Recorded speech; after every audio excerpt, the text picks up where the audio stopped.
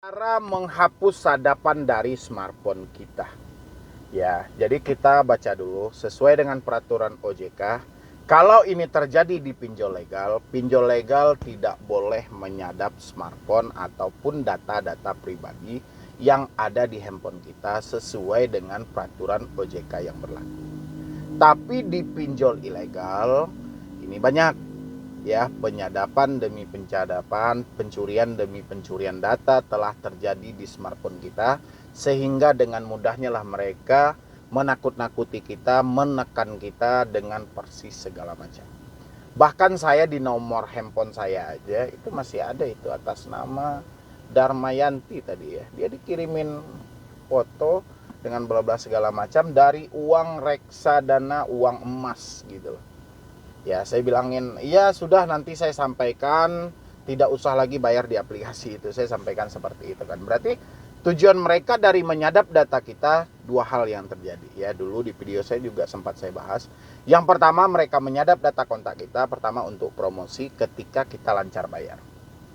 Ya, dia akan mempromosikan link mereka hampir ke semua smartphone kita, data kontak kita. Ketika kita gagal bayar, mereka akan menyebarkan data ke kontak-kontak kita secara acak. Ya, jadi mereka membutuhkan dua poin ini. Kenapa pinjaman online itu cukup berani memberikan Anda pinjaman, padahal dia tidak tahu lokasi Anda di mana, tempat tinggal persis di titik koordinat di mana dia nggak tahu. Yang penting dia ngasih Anda karena kekuatan mereka ada dari data kontak.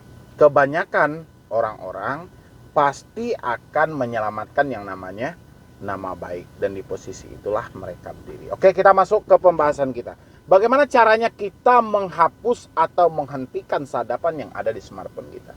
Yang paling pertama kita lakukan adalah menghapus aplikasi. Ya, kita menghapus aplikasi yang sudah terinstall di smartphone kita. Itu penting banget kita lakukan.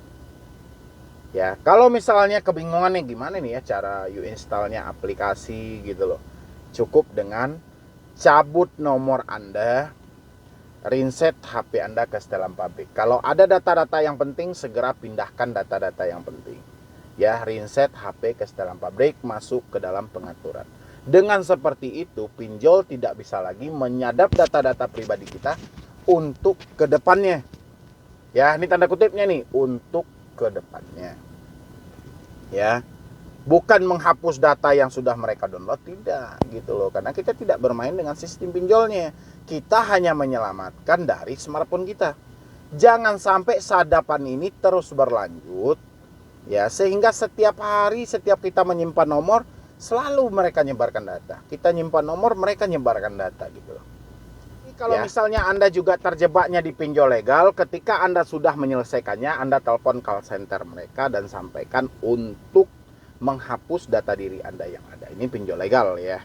Kalau pinjol ilegal ya terpaksa kita cabut paksa di posisi itu gitu loh. Kita tinggal reset HP, kembalikan ke setelan pabrik. Insya Allah kedepannya mereka tidak bisa menyadap lagi.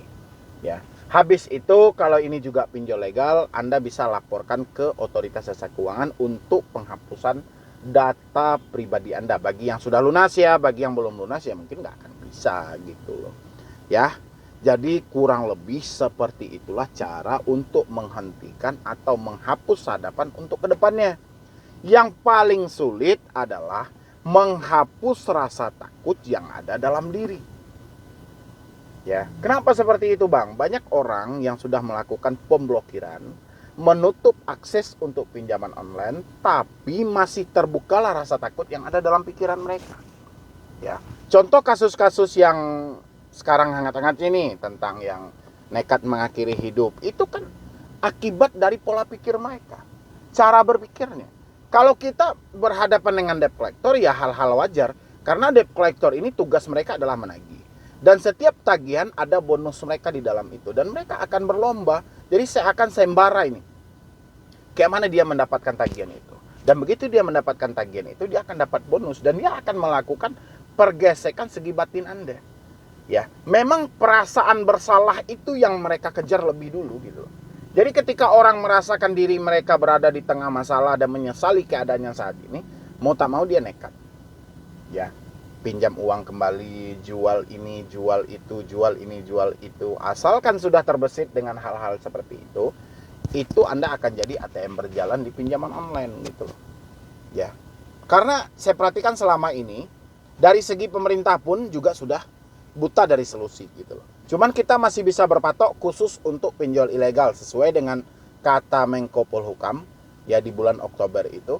Tidak perlu dibayar 1% pun pinjol ilegal. Ya sudah, kita nggak perlu bayar lagi. Ya, saya juga udah nyampaikan di beberapa video, saya sampaikan, Anda catat pinjol-pinjol legalnya. Habis itu, mana yang nggak ada di dalam daftar itu berarti ilegal, nggak usah dibayar lagi. Ya, makanya cabut kartu, reset HP ke dalam pabrik. Ganti dengan nomor baru, ya sudah, fokus untuk menata hidup ke depannya. Ya, dan perbaiki cara berpikir. Jangan sampai nanti HP sudah di-reset, pemikiran masih di situ aja, ya percuma gitu loh. Karena beban berat yang ada saat ini itu adalah cara kita berpikir. Bagaimana cara kita menanggapi sesuatu ini. Ya, kalau Anda nggak percaya, cobalah. Anda matikan telepon, kan nggak ada lagi tuh yang berdering. Pasti pikiran Anda, siapa ya yang disebarin data saya? Siapa-siapa aja yang sudah tahu ya dengan masalah saya hari ini. Itu adalah pikiran. Pikiran yang kejam terhadap diri Anda. Permasalahan nggak kejam kok, permasalahan simpel doang. Tinggal utang 2 juta nggak dibayar karena duit nggak ada. Ya resikonya adalah BI checking, udah selesai. Ya tapi pikiran ini tidak mau selesai sampai di situ. Pikiran terus memacu kita untuk mencari hal-hal yang tidak ada gitu loh. Ya itu adalah pikiran. Itu terjadi kenapa? Karena kita tidak bisa menyeimbangi antara rasa takut dengan logika yang ada. Ya, jadi untuk kedepannya teman-teman semuanya, kita bisa menghentikan sadapan untuk pinjol buat kedepannya, tapi Anda juga harus berhenti untuk terus memikirkan hal-hal yang menakuti diri Anda. Dengan begitu Anda baru keluar dengan tenang di dunia pinjaman online ini. Ya, jadi mungkin dari saya cuma itu aja, tidak panjang lebar hari ini. Yang penting saya tunggu Anda di dalam grup WhatsApp saya untuk kita berdiskusi dan konsultasi lebih detail lagi. Ya, yang belum mensupport silahkan disupport. Semoga Solusi Utang selalu berkembang, bisa memberikan masukan-masukan yang positif yang membangun semangat Anda kembali. Ya, jadi sekian dulu dari saya, Medi Broni. Wassalam.